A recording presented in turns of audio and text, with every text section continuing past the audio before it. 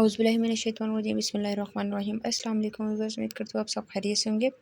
अल्लाह के हुक्म से मैं भी बिल्कुल ठीक-ठाक हूँ। आज एक और रेसिपी के साथ आई हूँ। आज हम बनाने लगे ईद स्पेशल पुलाव।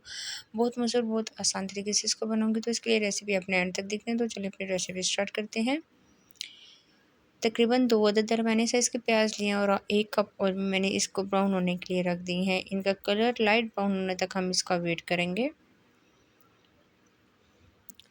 प्याज का कलर बहुत खूबसूरत सा चेंज हो गया है। बहुत ज़्यादा डार्क ब्राउन नहीं करना। पुलाव में जो है वो लाइट ब्राउन प्याज अच्छे लगते हैं। अब थोड़ा सा मैं इसमें पानी शामिल कर दूंगी कि प्याज जो है वो ज़्यादा ब्राउन ना हो जाए। प्याज सॉफ्ट हो गए हैं बहुत खूबसूरत तरीके से। और अब हम इसमें गोश्त शामिल कर देंगे। गोश्त जो है 1 किलो के करीब मैंने लिया था। बोटी लिया और इसको मैंने बॉईल कर दिया था कुकर में। मेरे पास टाइम नहीं था तो इस वजह से मैंने पहले ही बॉईल कर लिया है। थोड़ा सा नमक ऐड कर दिया था मैंने जब मैं गोश्त को बॉईल कर रही थी। जी, तो अब ये डालने के बाद अब आपने इसको मिक्स करना है और 5 से 7 मिनट तक इसको फ्राई करना है कि इसका कलर थोड़ा सा चेंज हो जाए, प्याज के साथ ये मिक्स हो जाए। मैंने जो है वो बीफ बोटी लिया है, आप चाहें तो मटन में भी बना सकते हैं।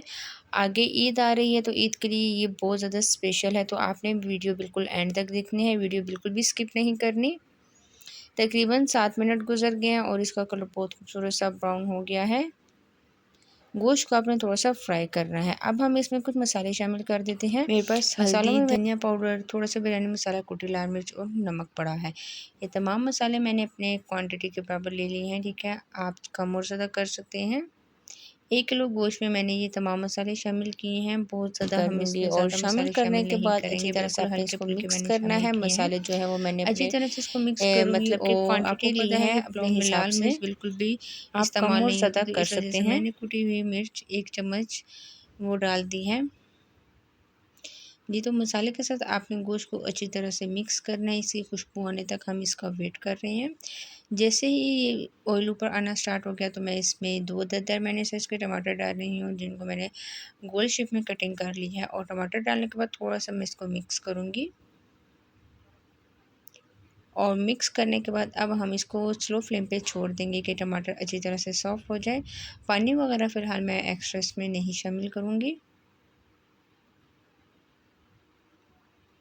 तो तकरीबन 5 से 6 मिनट लगेंगे और टमाटर हमारे सॉफ्ट हो जाएंगे। जी, तो आप ये देख सकते हैं कितना खूबसूरत माशाल्लाह से मसाला हमारा तैयार हो गया है। टमाटर भी अच्छी तरह से सॉफ्ट हो गया है। मैं दोबारा से इसको मिक्स कर रही हूँ और तकरीबन 2 से 3 मिनट के तक इसकी मज़ीद भुनाई करूँगी। जी, तो खुशबू आना बहुत अच्छे तरीके से इसमें स्टार्ट हो गई है और अब हम इसमें पानी शामिल कर देते हैं। पानी एक्स्ट्रा बिल्कुल भी नहीं डाली। जो गोश्त बॉयल करते हुए मैंने पानी डाला था, जो इसकी यखनी है वही शामिल करूँगी। 3 गिलास मेरे पास चावल हैं, तकरीबन 1 किलो के करीब, तो मैं इसमें 4.5 गिलास यखनी डाल रही हूँ, क्योंकि चावल मैंने 25 मिनट पहले भिगो के रख दिए हैं। तकरीबन 25 मिनट हो गए मेरे चावल को भिगोए हुए, तो एक्स्ट्रा पानी आपने इसमें बिल्कुल भी शामिल नहीं करना। हम इसमें यखनी डाल रहे हैं। पानी बॉयल आने तक हम इसका वेट करेंगे।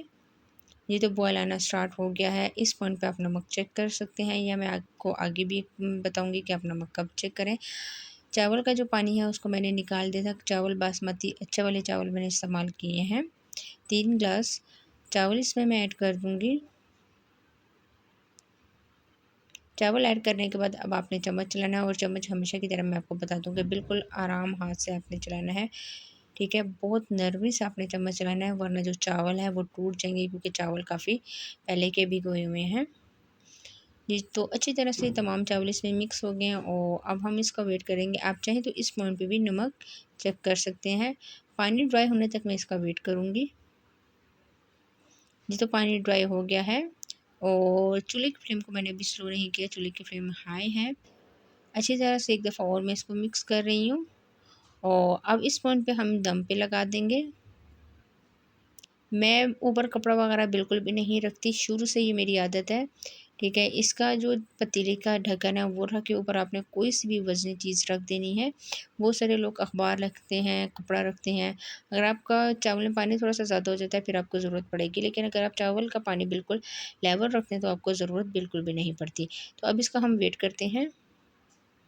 ये तो तकरीबन 20 मिनट बाद मैंने दम को खोला और चावल हमारे बिल्कुल तैयार हो गए हैं। बीफ यखनी पुलाव बहुत मज़े का तैयार हो गया है। आप ये देख सकते हैं एक-एक चावल बिखरा हुआ है और आप यकीन करें कि इतने मज़े की खुशबू आ रही थी। जी, तो अब मैं इसको एक प्लेट में सर्व करके आपको फाइनल लुक दिखाती हूँ कि आज की रेसिपी हमारी कैसी लग रही है। जी, तो हमारी रेसिपी बिल्कुल तैयार हो गई है। इसको मैंने प्लेट में सर्व कर लिया। आप देख सकते हैं कितने खूबसूरत और कितने आसान तरीके से मैंने इसको बनाया है। तो ईद आ रही है तो आपने ये रेसिपी ज़रूर ट्राई करनी है। ट्राई करके मुझे कमेंट्स में बताना है कि आज की ये रेसिपी आपको कैसी लगी। उम्मीद करती हूँ कि आज की ये रेसिपी आपको ज़रूर पसंद आएगी। आज के लिए इतना ही। इंशाल्लाह नेक्स्ट वीडियो में आपके साथ मुलाकात होगी। तब तक के लिए मुझे दीजिए इजाज़त। दुआ में याद रखिएगा अपना बहुत सारा ख़्याल रखिएगा। अल्लाह हाफ़िज़।